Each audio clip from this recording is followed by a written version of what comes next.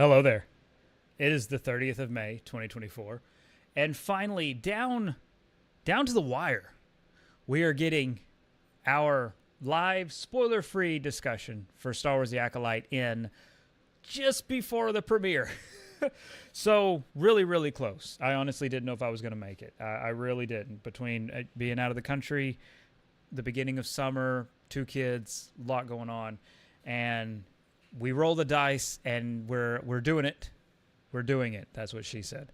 And it's an evening stream, so I don't think we've done an evening stream in years. So I've set time aside to do this, just so that we could get it out there. Just so that it could be absolutely clear. My completely unbiased thoughts, not paid for by Disney, review of The Acolyte. For anyone who watches this as an archive later, for anyone who checks this out, I guess to be as clear as possible up front and tell you a little bit about myself, about my relationship with Star Wars. I have loved Star Wars since I was 5 years old. I was right there at the beginning of the Power of the Force 2 toy line, and I have a museum, a Star Wars museum that pretty much shows my love of the franchise. I watched the original trilogy on VHS and their last rotation in re-releases. There was a re-release before the special editions, so I got to see the originals in theaters. But I first watched them on VHS at home. Nobody was aware of Star Wars. Nobody knew anything. There was no internet, so completely spoiler-free. This was 1995. And I got to experience A New Hope, The Empire Strikes Back, and Return of the Jedi completely free of any of the nonsense that goes on today. And it was incredible, and it was life-changing. From the moment of "No, I'm your father" to the arrival of Yoda to what happens in Return of the Jedi. Hell, Return of the Jedi still makes me cry, the end of that film. I mean, I have an association with it that is inescapable. I love Star Wars. And that was in 95. Then there was the special editions in 97. And then, of course, there was the beginning of the prequel trilogy in 1999, which I saw the Phantom Menace opening day at Grapevine Mills Mall in Grapevine, Texas. And I continued to see the subsequent films. So I saw Attack of the Clones at a theater that is gone now. I don't remember the name of it. It was like a local theater right outside Town East Mall. And I saw Attack of the Clones there. Twice. I loved Attack of the Clones. I'm not ashamed of that. I loved Attack of the Clones. Still do. And I saw. I love this because this is my coolest Star Wars card. I love it. We moved around a lot when I was a kid, and before, and if I ever got. I was going to say my parents. My dad has passed away now, but my mom is living. And if I ever was able to get her here, she can confirm it. I saw Revenge of the Sith before anybody else, before it came to theaters. It is the coolest bit of Star Wars trivia I have. It is the coolest thing I've ever done in relation to Star Wars. It was the coolest freaking thing ever. In April 2005, we were, I'm going to be careful here, but we were given the opportunity to see a pretty much almost final, the movie I saw was the movie that I would eventually see in theaters. It was effectively the same. It was just simply a rough cut. Most of the visual effects were finished. Nothing stands out from my nostalgic brain. Like, the movie I saw then was the movie I would end up seeing when it officially came out. But because of the connections my mom had, I was able to see an early version of Revenge of the Sith at the tail end of April 2005. That is the coolest thing I have. Before it even came to theaters, I got to see Revenge of the Sith. So I love Star Wars. And because I loved Star Wars, my parents made things happen. So I have a love of Star Wars. So then There was the Clone Wars micro series by Genndy Tartakovsky. Meeting Genndy was incredible. I am a huge fan of his, even outside of Star Wars. I love Samurai Jack, Symbionic Titan, Dexter's Laboratory, Primal. Again, I could go on and on. But, and again, it just goes on and on and on. In 2008, my daughter was born, and the Clone Wars premiered. And the Clone Wars premiered a week after the birth of my daughter. So I was sitting there on a Friday night in October, daughter in my arms, wife next to me, and we watched the series premiere of the Clone Wars, which was the Yoda episodes. Watched all the Clone Wars, of course. Sequel trilogy, those were my daughter's kind of theatrical Star Wars experiences. Now my son is born. My son is named Anakin. If you guys know that from my other channels, my bigger channels, then you know, you already know that little bit of trivia about me. My son is named Anakin. He was born in 2021. So I love Star Wars. My approach to Star Wars is I have levels of fun and enjoyment with every product. Being critical of a product for me, being critical of content for me when it comes to Star Wars is looking at it and going, how does this compare to other Star Wars projects? But also in terms of TV and in terms of television storytelling I'm enjoying, where does it fall? Sometimes it exceeds it. Sometimes it falls short. The Bad Batch ebbed and flowed. There was good moments of the Bad Batch, but then watching the Bad Batch, I was like, there are better cartoons. There are cartoons that are, that have done better.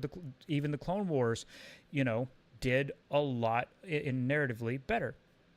So it ebbs and it flows. There are so many things that I can pick and choose. Like out of all Star Wars, no matter what it is, there's something I love from it.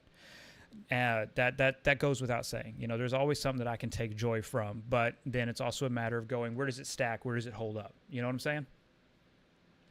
And that's with every, Disney Plus project. That's with the films, and again, we could have full conversation about the others, but this is just as an introduction because we're not live on this channel. And this is also our Star Wars channel is one of our smallest channels. So I want to make sure I'm introducing myself properly to anybody who watches.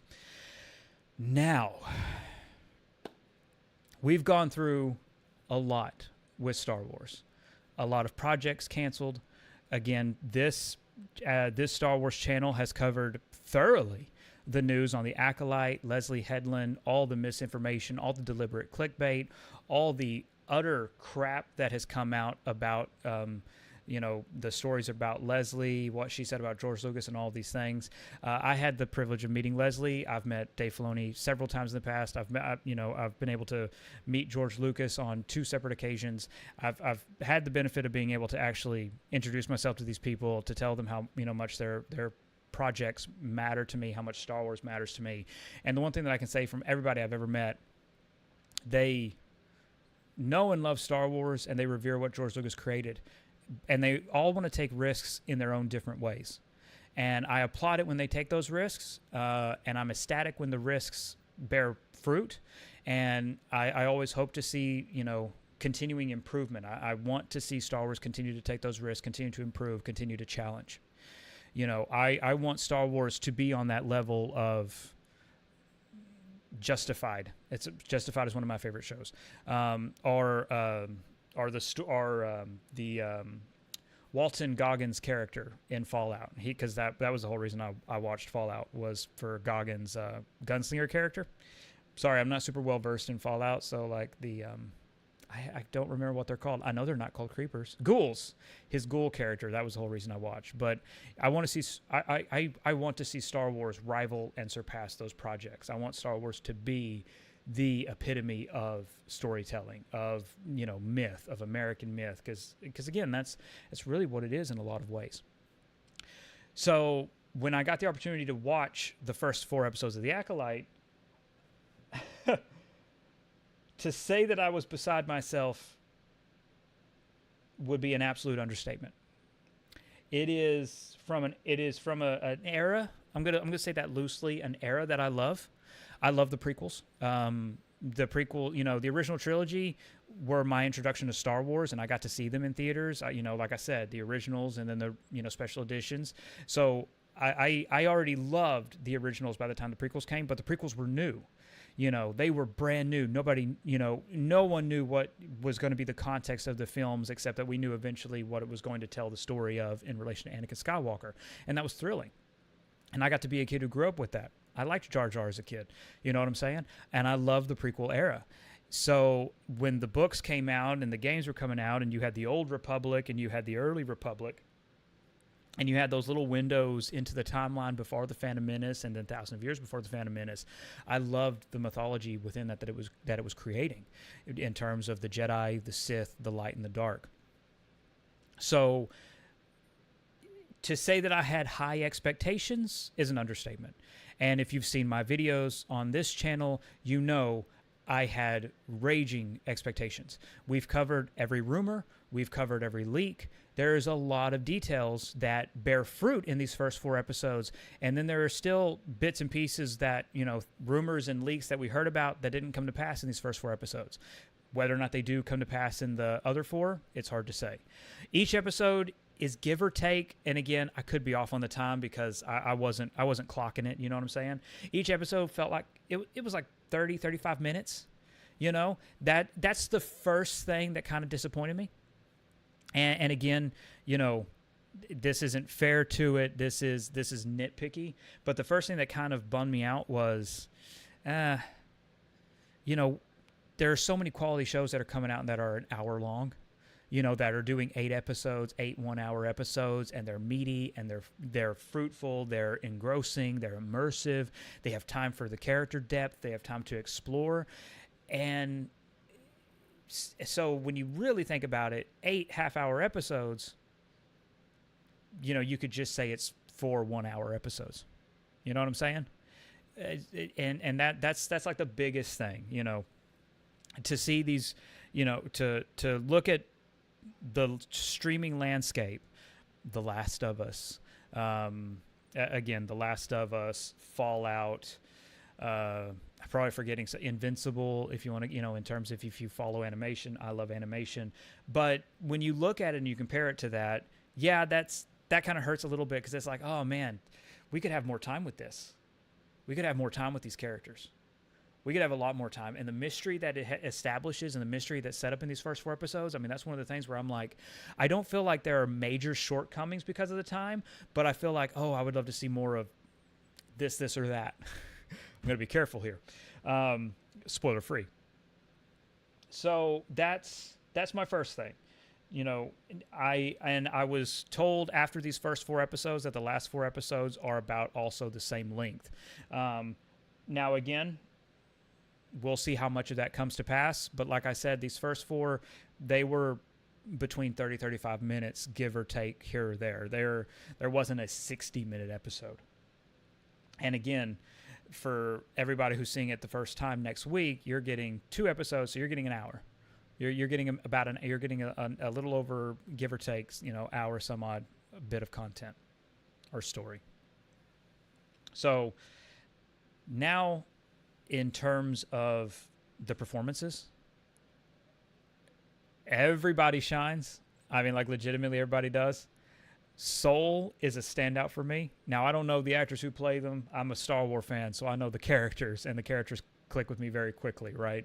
I'm not following these actors. I don't know anything about them behind the scenes. But Soul stole the show. And then the next one, Inara. Now, her I do know because she was Trinity in The Matrix, which The Matrix came out at the time when I was a very influential, very easily influenced youth. So, yeah, loved The Matrix, had the black trench coat. I was very much so, very emo as a teenager. So I was doing the whole black Neo look. So I know Trinity. So Inara, as is how I'm going to say it, and I think it's right. Inara and Soul were my 2 favorite characters. Like, they really do shine. I'll leave it at that.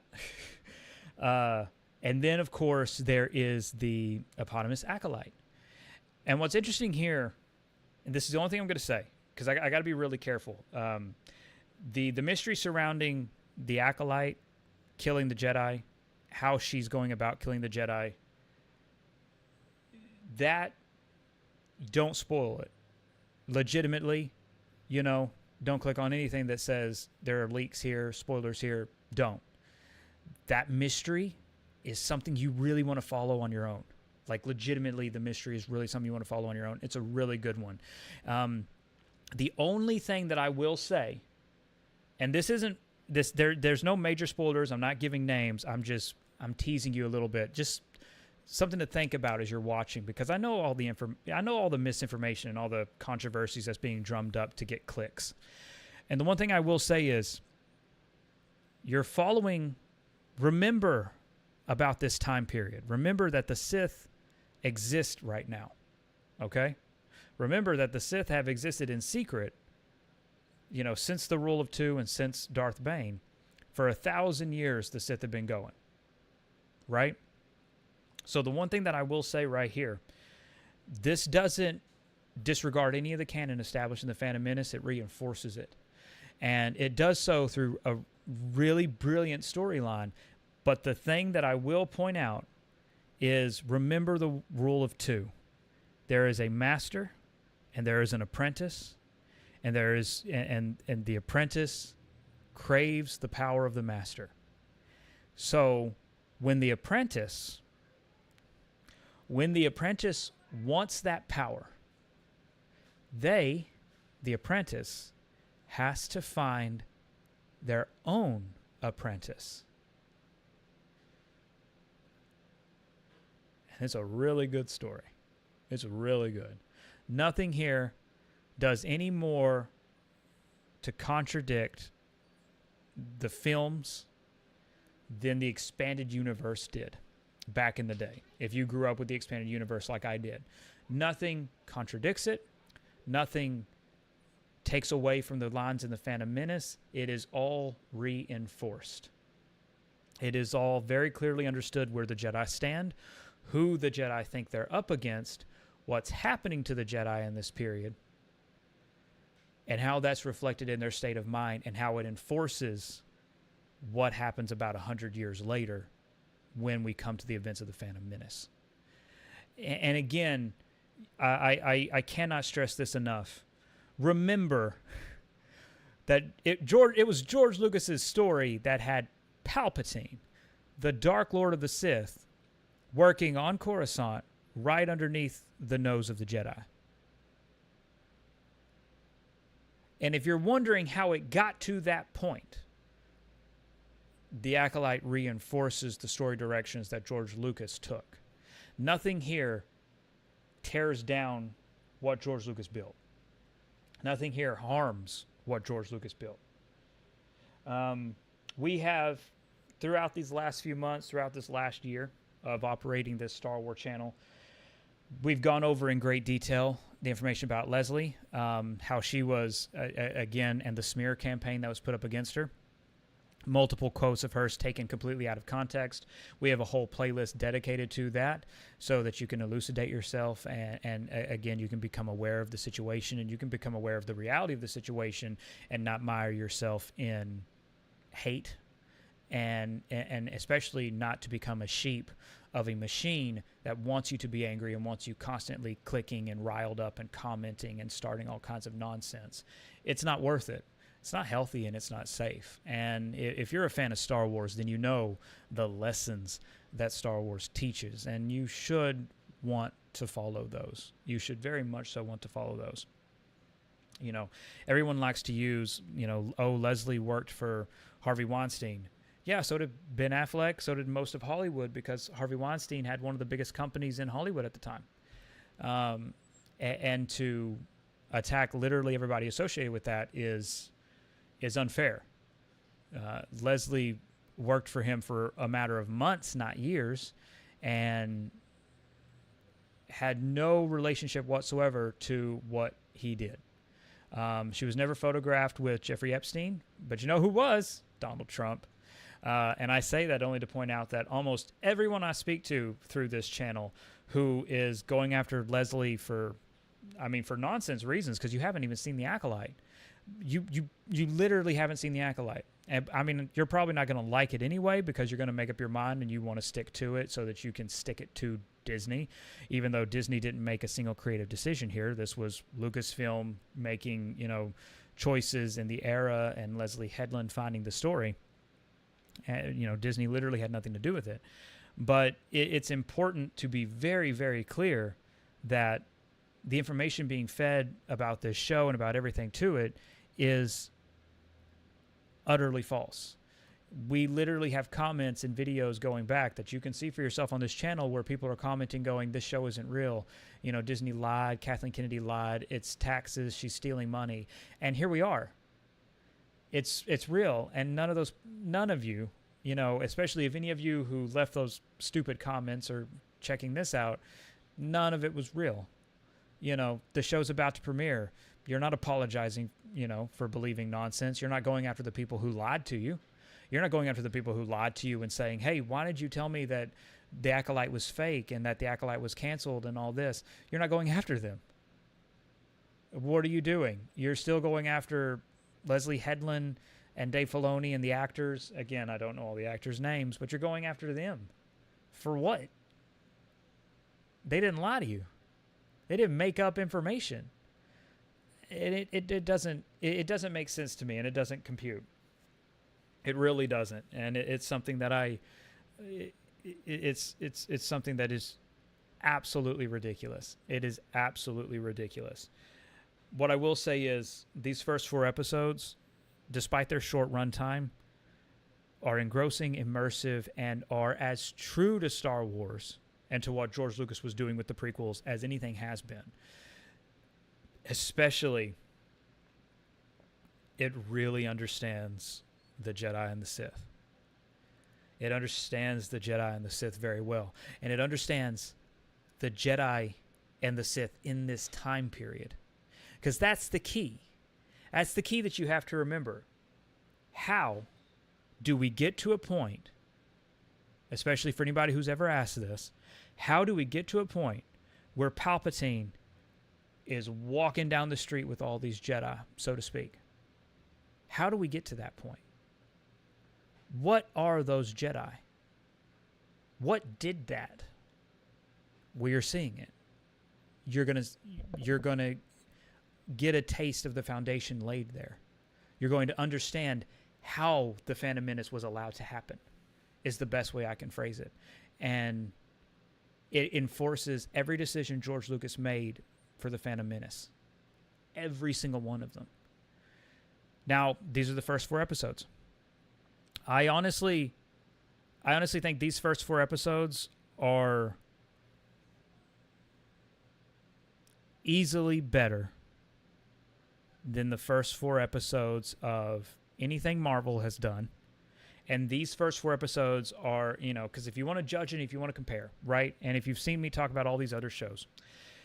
So I think these first 4 episodes are better than anything Marvel has done. And I think these first 4 episodes are better than the first 4 episodes of Ahsoka. I think these first 4 episodes are just slightly, because I want to be clear, I love Andor.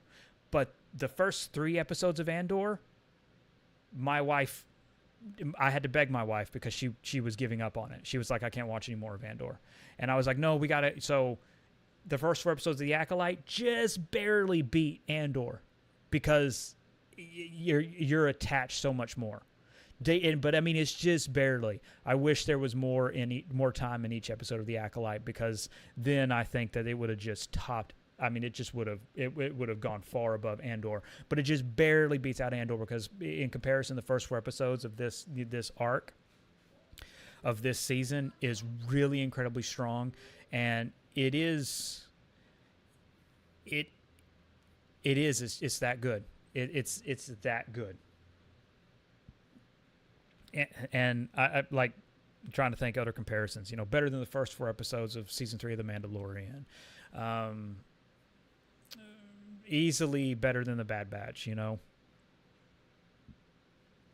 And then like season 1 and 2 of The Mandalorian, that's tough for me. I'm really nostalgic about that, which is funny to say. It's not that old, but I don't know.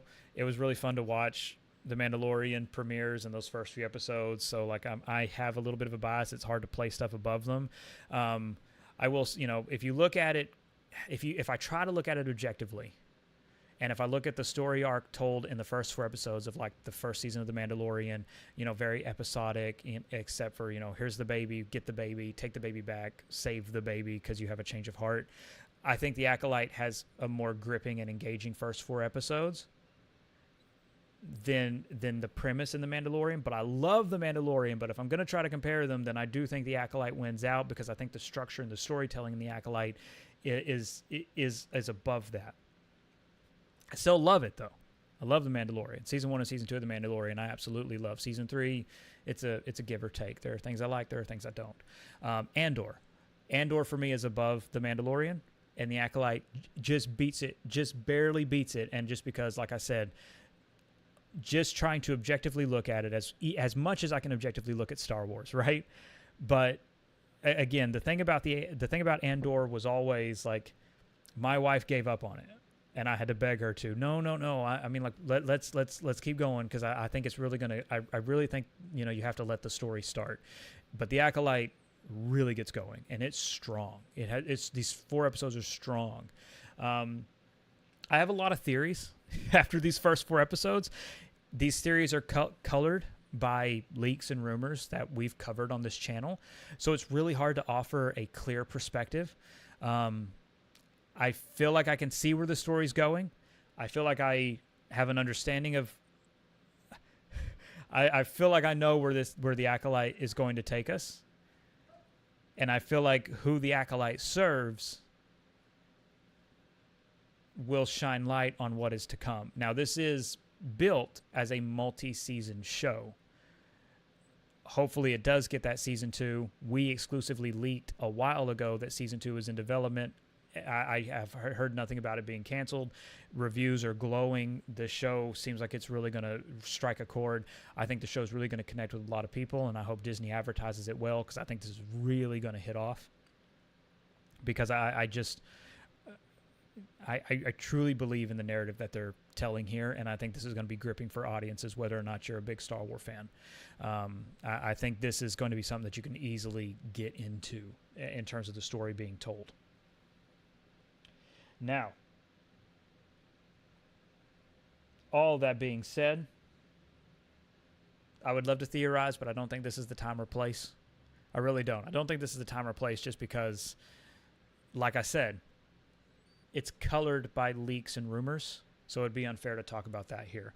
Know that I do have a theory on what's going on with The Acolyte. I do have obviously the dark sider that you've seen in the trailer with the red lightsaber. We will let that come to pass. I won't comment on that at all. But I think if you think about the timeline, and you think about the rule of 2, and you think about The Acolyte, I think you can kind of put things together, and I think the story there is really good. And remember, all roads lead to the Phantom Menace. All roads lead to the Jedi that we have in the Phantom Menace, the Jedi that walk the corner with Palpatine, the Dark Lord of the Sith, and they never notice. How do we get there? What became of the Jedi there? You're going to get your answers. You're going to get that filled in. You're going to understand what got there. So, because one of the things that every Acolyte video we made, and we've kind of touched base on all this, every Acolyte video we made, we get like a handful of the same comments over and over and over again. Leslie Headland this. We've dealt with all that. We've shined a light on all the crap, all the lies, all the misinformation, and we've told the truth. If you choose to ignore that truth, then you are the one who is truly lost. So we shine a light on that. So then we look at the narrative and the questions. Oh, you can't have this story because, the Jedi think the Sith have been extinct. Yeah, they do. They do think the Sith are extinct. And this doesn't contradict it, but you're going to have to watch it. I'm not going to spoil it for you. You're going to have to watch it. Just know that the plot of this, the inciting incident and the plot of this show is a murder mystery. Someone is killing Jedi. An acolyte is killing Jedi. Why is she doing that? Who does she serve? And what are the goals of her master? And who he serves? You have to let that reveal itself. And it's worth it. At least these first 4 episodes, it's absolutely worth it. Now, I say all of that. Last thing I'm going to say before I go. this is a review of the first 4 episodes in season 1 of The Acolyte. There are 8 episodes in total. I have not seen the last 4. We have our leaks and we have our rumors. I have an idea of where the show is going. You know, depending on now, the things that we know are truly leaks. The things that I've seen, I know ultimately what the final couple of scenes are going to be. I mean, maybe not the final scene, but I know a couple of the final sequences. Then we have rumors about things that happen around that. I feel like we can kind of put it together with these first 4 episodes, and I'm curious to come back after all of you have seen the first 4 episodes, and we can kind of really talk and theorize and look at the big picture. But maybe, you know, I'll play devil's advocate and I'll say this. Maybe in the latter half, maybe the second half of The Acolyte, it falls apart and it collapses. Maybe it does. Maybe it doesn't work. Maybe the story collapses, and maybe the leaks we have, you know, the leaks that we know for certain are happening toward the end of the show, maybe they fall flat. You know, maybe it's not. Maybe it doesn't hit. Maybe it doesn't ring. I don't know. But I've watched the first 4 episodes of The Acolyte. I know, and you may or may not know the leaks. And if we remove the rumors and we only think about the leaks, I don't see how they can't stick the landing. I mean, I think about 2 of the things that we know, and I'm like, there's no way that this isn't going to work. Because looking at the first 4 episodes, it naturally leads to that ending. I can't imagine it not working. I can't imagine it not being a visual treat. I just can't imagine it. So I will say this. If you're a fan of Star Wars, you're going to love this. And these first 4 episodes have a ton of Easter eggs and a ton of details. If you grew up with the expanded universe like me, pay attention. There are treats in store for you. There are treats in store for you, Mac. If you don't know anything about Star Wars except for some movies, you're good. This is a perfect clean slate to get into. You know, not the details from the expanded universe, the details from canon, the details from Legends, they don't overshadow any of it. It does offer a level of detail to the story if you are immersed in the world, that you can get some more out of it. But if you watch Acolyte and then say, hey, I want to know more about this. I want to know what this character's up to. I want to know what this character was like in Legends. It's going to be there for you. And to me, that's the best thing. A story with a sprawling universe that stretches over 25,000 years, that's the best thing it can do.